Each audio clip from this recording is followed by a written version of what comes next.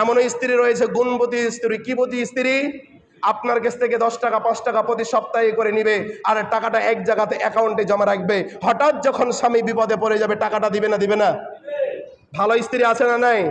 তো এই জন্য বলি আপনাদেরকে, স্ত্রীদের কাছে প্রতি সপ্তাহে হলো একটা ব্যাংকের মতন করে জমা রাখবেন, 10 টাকা 20 টাকা। এই টাকার ভিতরে বরকত দিবে তিনি কে? কথা বলেন, এই টাকার ভিতরে বরকত দিবে তিনি কে? আর নিজের বোনদেরকে ভালোবাসবেন না বাসবেন না? নিজের ভাইদেরকে ভালোবাসবেন না বাসবেন না? নিজের প্রতিবেশীদেরকে ভালোবাসবেন না বাসবেন না? আর হিন্দুদের সাথে ভালোবাসা থাকবে না থাকবে না? থাকবে। এইটাই তো আমাদের সমস্যা। ভাই একটু সামনে এগিয়ে আসেন তো, একটু সামনে এগিয়ে আসেন। আমি কি বলছিলাম? আপনি বলছিলাম হিন্দুদের সাথে ভালোবাসা থাকবে না থাকবে না? আপনাদের ভাই এদিকে দেখেন, আমি কি বলছি?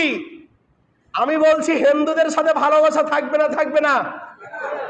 কেউ বলছেন থাকবে আর কেউ বলছে থাকবে না। কোনটা লিব? থাকবে।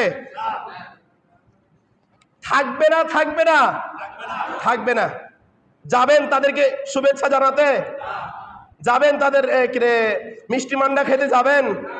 আপনার বোনকে ধর্ষণ করেছে কিছুদিন আগে, শুনেছেন? কারা ধর্ষণ করেছে, মুসলিম না হিন্দু?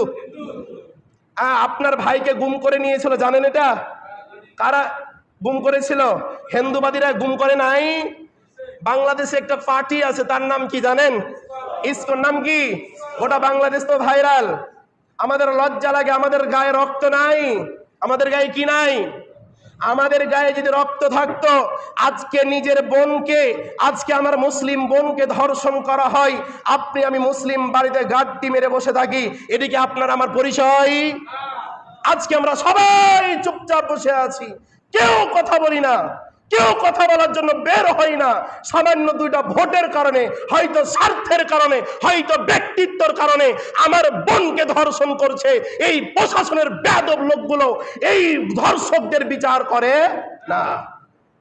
আমরা গত পরশুদিন বুধবার গেছিলাম জয়দেবপুর, আমাদের মিটিং ছিল, সেই জায়গাতে গেছিলাম। হচ্ছে প্রশাসনের